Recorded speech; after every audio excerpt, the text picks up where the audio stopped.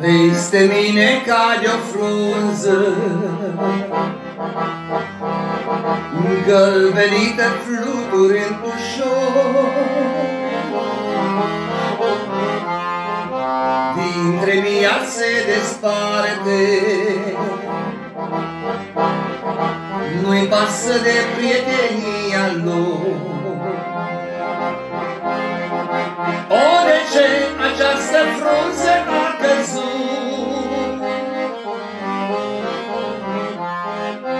Poate blagă în ea n-a avut, poate singură ea nu s-a văzut nici când. Astfel putem să fim și noi oricând. Poate singură ea nu s-a văzut nici când.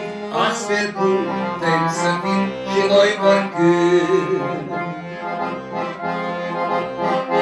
Prieteni drag, de ce stai și azi așa nepăsător? Prieteni drag, vino cât Iisus mai este salvator.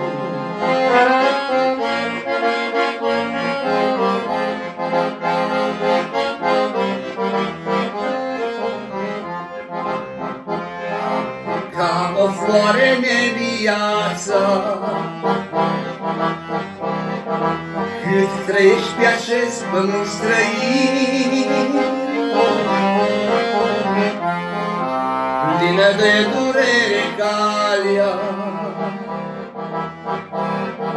plină de necazuri și de chin.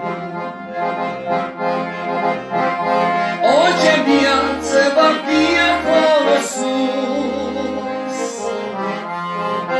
când ne vom întâlni cu Iisus.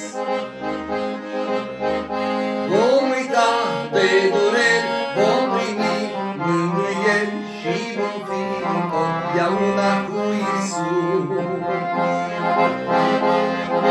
Vom uita de dureri, vom primi mângâieri și vom fi întotdeauna cu Iisus. Prieteni drag, de ce stai și azi așa nepăsător?